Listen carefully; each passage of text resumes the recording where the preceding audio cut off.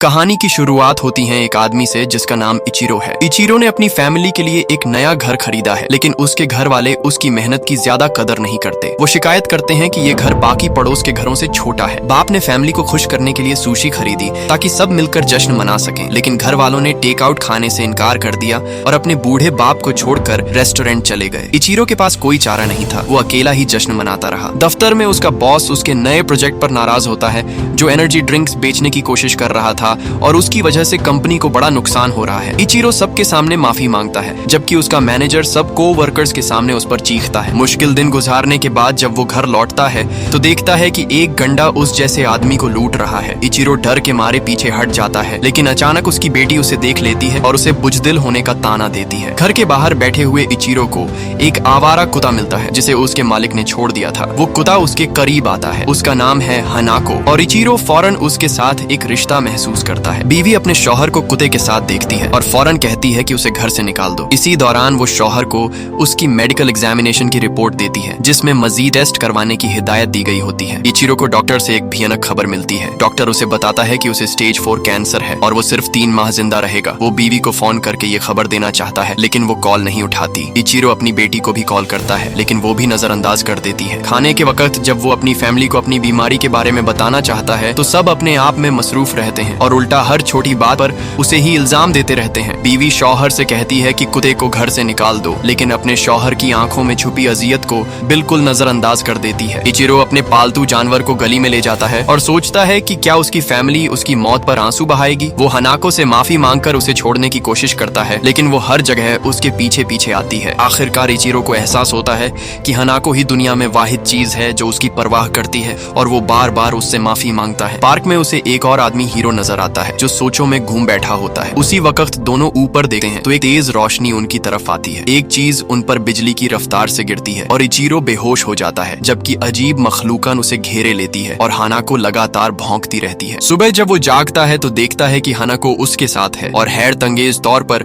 उसकी बिनाई वापस आ चुकी है। अब उसे चश्मे की जरूरत नहीं। इचिरो नाश्ता करने घर आता है, लेकिन देखता है कि वो खाने का जायका महसूस नहीं कर पा रहा। शदीद प्यास लगती है और वो पानी के फव्वारे से पीता है। वो अपने कमरे में जाता है तो देखता है कि उसके बाएं हाथ से धुआं निकल रहा है। अचानक वो हाथ एक बड़ी राइफल में बदल जाता है और वो सूप पर गोली चला देता है जो उसने पहले पिया था। उसका पूरा जिस्म बदलने लगता है और जगह जगह से खुलने लगता है। अंदर से मैकेनिकल पार्ट्स नजर आते हैं। इचिरो खुद को संभालने की कोशिश करता है कि अचानक उसकी बीवी कमरे में दाखिल हो जाती है। पता चलता है कि इचिरो की बेटी मेरी उसी क्लास में पढ़ती है जिसमें हीरो पढ़ता है, वही आदमी जो रात को इचिरो के साथ था। हीरो अपने दोस्त चोको के पास जाता है और फैसला करता है कि उसे अपनी ताकत दिखाए। वो अपनी उंगलियों से दूर बैठी एक चिड़िया को मारने की कोशिश करता है। फिर वो अपने दोस्त को अंडरग्राउंड पार्किंग में ले जाता है, जहां वो गाड़ियों को सिर्फ दिमाग से कंट्रोल कर दिखाता है और अपना मैकेनिकल जिस्म जाहिर करता है। इधर इचिरो दफ्तर से निकलते हुए एक जख्मी कबूतर देखता है। वो उसे उठाकर सीने से लगाता है और हैरत अंगेज तौर पर उसे मुकम्मल सेहतमंद कर देता है, यहाँ तक कि वो फिर से उड़ने लगता है। उसी लम्हे उसे एक और तकलीफ की आवाज सुनाई देती है। वो फौरन अस्पताल पहुंचता है, जहाँ एक बच्चा टर्मिनल इलनेस की वजह से मौत के करीब होता है। इचिरो अपना हाथ बच्चे पर रखता है और उसे सेहतमंद कर देता है, बिल्कुल कबूतर की तरह। जब वो बच्चे की माँ को अपने बेटे से मिलते देखता है तो खुशी से वहाँ से चला जाता है, ये जानकर कि उसने किसी की जान बचाई है। दूसरी तरफ हीरो अपने दोस्त को उन गंडों के पास ले जाता है और उनसे कहता है कि माफी मांगो और वो पैसे वापस करो जो तुमने लिए हैं। वो बुली का हाथ पकड़ता है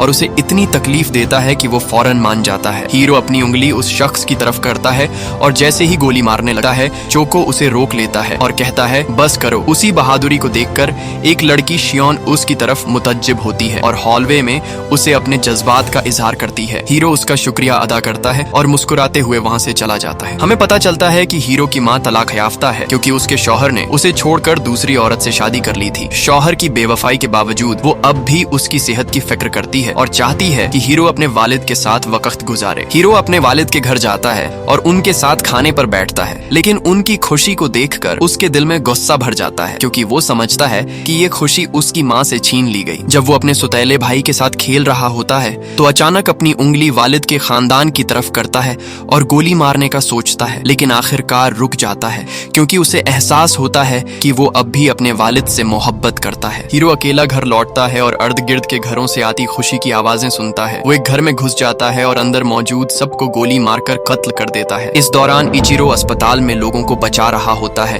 और जैसे ही उसे ये खबर मिलती है वो फौरन घर पहुंचता है। वहां उसे एक लड़की मिलती है जिसके सर पर गोली का निशान होता है। वो अपनी ताकत से उसे बचाने की कोशिश करता है, लेकिन समझता है कि ये ताकत सिर्फ मोहब्बत पर चलती है, ये सिर्फ जिंदा मखलूक पर काम करती है। वो ड्राइंग रूम में दाखिल होता है तो देखता है कि हीरो लाशों के पास खड़ा है। इचिरो उसे पहचान लेता है, लेकिन हीरो अचानक उस पर हमला करता है और उसे दूर फेंक देता है। इचिरो किसी तरह बच जाता है और फौरन घर से निकलता है, लेकिन देखता है कि हीरो उड़ता हुआ दूर जा रहा है। दूसरी तरफ चोको अपने दोस्त से मिलता है और शक करता है कि ये तमाम कत्ल उसी ने किए हैं, क्योंकि सब गोली से मरे हैं मगर गोलियां मिली नहीं। हीरो एतराफ करता है कि ये कत्ल उसी ने किए हैं और कहता है कि अब वो खुदा बन चुका है। उसके मुताबिक लोग हर रोज मरते हैं, तो हमें उन अजनबियों के लिए अफसोस नहीं होना चाहिए जिन्हें हम जानते भी नहीं। चोको ये सुनकर डर जाता है और कहता है कि वो अब उसका दोस्त नहीं रह सका। वो फौरन वहाँ से भाग जाता है। हीरो घर आता है तो माँ बताती है कि अब उसे अपने वालिद के साथ रहना होगा, क्योंकि उसे इनऑपरेबल कैंसर है और डॉक्टरों ने कह दिया है कि वो ज्यादा दिन जिंदा नहीं रहेगी। हीरो अपनी माँ को गले लगाता है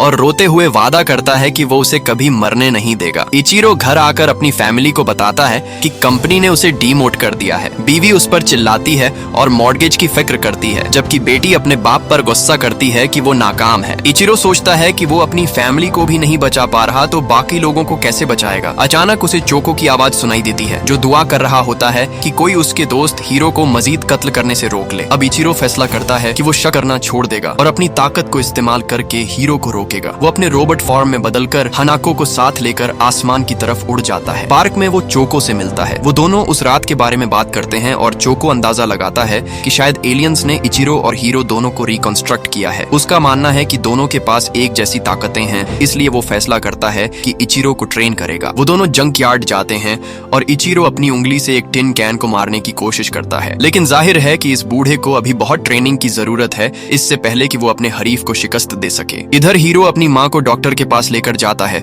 जहाँ पता चलता है कि कैंसर उसके जिस्म से मुकम्मल तौर पर खत्म हो चुका है। मुमकिन है कि ये उसके बेटे की हीलिंग पावर्स की वजह से हो। वो दोनों खुशी खुशी घर लौटे हैं और हीरो अपनी माँ से कहता है कि अब जिंदगी का लुत्फ उठाओ, वेकेशन पर जाओ। वो वादा करता है कि अब वो उसे खुश रखेगा, क्योंकि उसकी माँ की जिंदगी शुरू से ही मुश्किल रही है। लेकिन ये खुशी ज्यादा देर नहीं रहती, क्योंकि अचानक कुछ पुलिस ऑफिसर्स उनके घर आते हैं और हीरो से उन कत्ल के बारे में सवाल करने लगते हैं। हीरो फौरन वहां से भाग निकलता है, जबकि उसकी माँ उसका नाम चीखती रह जाती है। हीरो पुलिस ऑफिसर्स को रैगडॉल्स की तरह इधर उधर फेंकता है और पार्किंग लॉट की तरफ दौड़ता है। वो अपने पावर्स इस्तेमाल करके 3 ऑफिसर्स को मार देता है, जबकि बाकी उस पर फायर करते हैं, लेकिन उस पर कोई असर नहीं होता। हीरो स्टेयरवे से नीचे कूदता है और इलाके से उड़कर निकल जाता है। उसके भागने की खबर जल्द ही मीडिया में फैल जाती है और हीरो तेजी से एक फ्यूजिटिव बन जाता है, जिसके पास छुपने की कोई जगह नहीं है। खुशकिस्मती से उसकी मुलाकात शायोन से हो जाती है और वो फैसला करती है कि मौजूदा हालात के बावजूद वो उसे अपने पास रखेगी। हम जानते हैं कि शायोन अपनी ग्रैंडमा के साथ रहती है, जो उसकी अकलौती रिश्तेदार है। उसके पेरेंट्स कई साल पहले इलनेस से मर गए थे और उसे लगता है कि वो भी ज्यादा देर तक नहीं जी पाएगी। इसी दौरान इचिरो आखिरकार अपनी ट्रेनिंग में कुछ प्रोग्रेस करता है, लेकिन तमाम एक्सर्शन से वो जल्दी थक जाता है। वो दोबारा प्यासा हो जाता है और बॉटल से एनर्जी ड्रिंक पकड़ लेता है। चोको अंदाजा लगाता है कि पानी उनके जिस्म को फ्यूल करता है, क्योंकि वो अपने वेपन्स इस्तेमाल करने के बाद बहुत प्यासे हो जाते हैं। इचिरो अपने जिस्म में दर्द महसूस करने लगता है और लिक्विड को ऐसे ही शूट करता है जैसे उसने पिछली बार सूप के साथ किया था। चोको जल्दी समझ जाता है कि शायद ये सोडियम कंटेंट्स हैं जो उसके जिस्म को मेल फंक्शन करवा रहे हैं और बाद में वो इसको अपने फायदे के लिए इस्तेमाल कर सकेंगे। रात को हीरो अपनी माँ के बारे में न्यूज देखता है, सिर्फ ये देखने के लिए कि सब उस पर इल्जाम लगा रहे हैं जो उसके बेटे ने किया। वो बार बार माफी मांगती है, लेकिन खबर आती है कि उसकी माँ एक फ्यूजिटिव है, लेकिन उसे किसी से कोई सिंपैथी नहीं मिलती। वो रोने लगता है, ये जानकर कि उसके किए हुए क्राइम्स की कीमत अब वो शख्स अदा कर रहा है जिससे वो इस दुनिया में सबसे ज्यादा मोहब्बत करता है। न्यूज फिर बताती है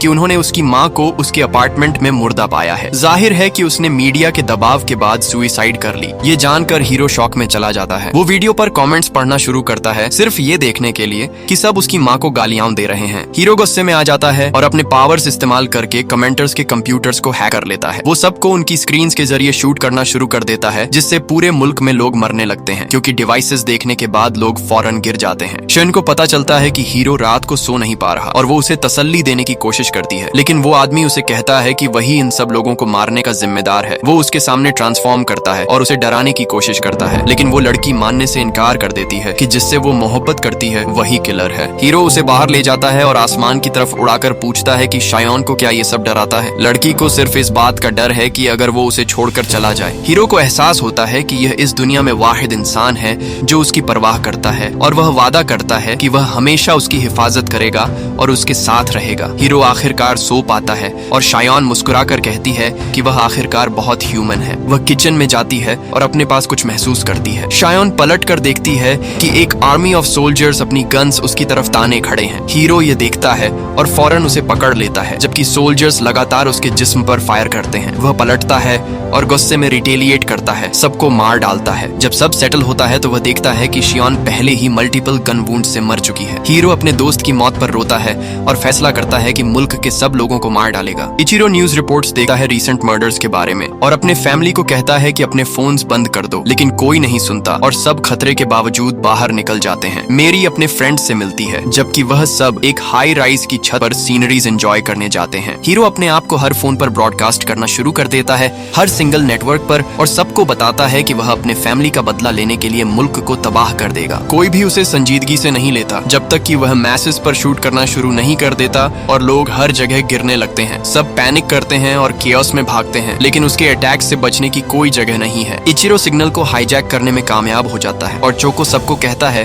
कि अपने फोन्स फेंक दो ताकि अटैक्स को रोका जा सके। जब मैसेज तक पहुंचने का कोई रास्ता नहीं बचता, हीरो फैसला करता है कि वह बराह ए रास्त इंसानियत पर हमला करेगा, सिटी पर न्यूमरस मिसाइल्स फायर करके और हर तरफ एक्सप्लोजन्स करवाकर। इचिरो को हीरो मिल जाता है और वह उसे रोकने की कोशिश करता है, लेकिन उसके अल्फाज उस नौजवान तक नहीं पहुंचते क्योंकि वह उसे आसमान में चेस करना शुरू कर देता है। वह दोनों सिटी की बिल्डिंग से गुजरते हैं और हीरो बूढ़े आदमी के पीछे करीब से लगा रहता है। वह मिसाइल्स की एक बराज फायर करता है, लेकिन इचिरो किसी तरह बच निकलता है क्योंकि वह उनके पीछे फटते हैं। वह एक अंडरग्राउंड टनल से गुजरते हैं और इचिरो बमुश्किल अपकमिंग ट्रैफिक से बचता है। जैसे ही वह मेरी के करीब पहुंचते हैं, बाप को उसकी बेटी की मदद की फरियाद सुनाई देती है क्योंकि उसकी बिल्डिंग मिसाइल्स में से एक से टकरा गई थी। बूढ़ा आदमी अपनी बेटी की तरफ दौड़ता है, लेकिन हीरो पीछे से उस पर हमला करता है, जिससे उसका फ्लाइट सिस्टम रुक जाता है और वह एक बिल्डिंग की साइड पर क्रैश लैंड करता है। इचिरो उस पर शूट करने की कोशिश करता है, लेकिन हीरो अटैक से बच निकलता है और उसे किक मारकर हेलीकॉप्टर में दे मारता है, जो वॉल से टकराकर एक्सप्लोड हो जाता है। वह रूफटॉप पर उतरते हैं और इचिरो लगातार हीरो से किलिंग रोकने की इल्तिजा करता है। नौजवान एक बॉटल ऑफ वाटर निकालता है और अपनी बैटरीज रिचार्ज करने की कोशिश करता है, लेकिन हीरो उसे डिस्ट्रॉय कर देता है। हीरो उस पर चार्ज करता है और बूढ़े आदमी से पानी छीन लेता है। वह पूरी बॉटल पी जाता है और मिसाइल्स फायर करता रहता है। इचिरो को आसमान की तरफ उड़ाकर भेजता है। हीरो उसका पीछा करता है जैसे जैसे वह एटमॉस्फेयर में ऊपर जाते हैं। वह मजीद मिसाइल्स फायर करता है, जिससे इचिरो ब्लास्ट की वजह से आउटर स्पेस की तरफ धकेल दिया जाता है। हीरो उसे पंच करता है और मौके का फायदा उठाकर बूढ़े आदमी को पकड़ लेता है, यह सोचकर कि वह एक फाइनल अटैक के साथ इस लड़ाई को खत्म कर देगा। लेकिन हैरत की बात यह है कि मिसाइल्स फायर करने के बजाय उसने जो ड्रिंक पी थी, वह असल में वही एनर्जी ड्रिंक था जो इचिरो ने बदल दिया था। हीरो पीछे हटता है क्योंकि उसका जिस्म मैलफंक्शन करना शुरू कर देता है। इचिरो अपना बाजू ट्रांसफॉर्म करता है एक राइफल में और हीरो पर प्रोजेक्टाइल्स की बौछार कर देता है, उसे एक्सप्लोजन्स के साथ जमीन की तरफ उड़ा देता है। बूढ़ा आदमी अपनी बेटी वाली बिल्डिंग की तरफ उड़ता है और मेरी को जमीन पर मोशनलेस देखता है। वह हर मुमकिन कोशिश करता है उसे रिजरेक्ट करने की और आखिरकार उसकी सांस वापस ले आता है। वह एक दूसरे को गले लगाते हैं और बूढ़े आदमी की आंखों से आंसू बहते हैं। अचानक उसे साइड से एक किक लगती है जो उसे वॉल्स की तरफ उड़ा देती है। निकलता है कि हीरो पिछली फॉल से बच गया था और बदला लेने के लिए वापस आया है। उसे पता चलता है कि मेरी बूढ़े आदमी की बेटी है और वह उस पर हमला शुरू कर देता है। उसके पेट में शूट करता है जब इचिरो बीच में आता है। हीरो बूढ़े आदमी को रैग डॉल की तरह इधर उधर मारता है और उसके सामने उसे पीटता रहता है। वह मेरी को पकड़ लेता है और उसे बिल्डिंग के किनारे पर ले जाता है। हीरो चाहता है कि बाप वही डिस्पेयर महसूस करे जो वह हर लम्हा करता है और वह बेटी को बिल्डिंग से नीचे फेंक देता है। अपने फैमिली को मरता देकर इचिरो अपनी तमाम एनर्जी चार्ज करता है और उस आदमी की तरफ उड़ता है। वह उस पर क्रैश करता है और उसका बाजू तोड़ देता है, जबकि अपनी बेटी की तरफ उड़ रहा होता है। इचिरो नीचे की तरफ चार्ज करता है और देखता है कि मेरी अब भी गिर रही है। वह लड़की को पकड़ने के लिए हाथ बढ़ाता है और उसे जमीन पर लगने से ठीक पहले पकड़ लेता है। मेरी जाग जाती है जब उसका बाप उसे हील कर देता है और उसे एहसास होता है कि उसका बूढ़ा आदमी एक सुपर हीरो है। वह उसे उड़ते हुए देखती है जैसे वह जितने ज्यादा लोगों को बचा सकता है बचाने के लिए रश करता है। हालांकि हुकूमत ने हीरो की मौत की तस्दीक कर दी है, लेकिन उसके पास उसकी कोई एविडेंस नहीं है। उन्होंने साइट पर उसकी बॉडी नहीं पाई, सिर्फ अननोन ओरिजिन्स के मेडल्स के टुकड़े मिले। इचिरो अपने फैमिली के साथ ऐसे ही डिनर करता रहता है जैसे सब कुछ नॉर्मल हो, लेकिन अब उसकी बेटी देखती है कि उसका बाप एक ट्रू हीरो है। चोको घर आता है और हैरानी से देखता है कि हीरो अब भी जिंदा है, लेकिन लड़ाई के बाद उसका एक बाजू गायब है। वह खुश होता है कि उसका दोस्त नहीं मरा और उसे न्यूएस्ट वीडियो गेम खेलने की ऑफर करता है। चोको गेम ढूंढने के बाद पलटता है, सिर्फ ये देखने के लिए कि हीरो जा चुका है, ये जानते हुए कि उसकी मौजूदगी सिर्फ उसके बेस्ट फ्रेंड को खतरे में डालेगी। जिंदगी हमेशा हमें दो रास्ते देती है, एक अच्छाई का और दूसरा बुराई का। हीरो और इचिरो की कहानी हमें यही सिखाती है कि इंसान वही है जो दूसरों की मदद करे। अगर ये कहानी आपके दिल को छू गई हो तो वीडियो को लाइक कीजिए और चैनल को सब्सक्राइब करना मत भूलिए, ताकि ऐसी और कहानियां आप तक पहुंचती रहें।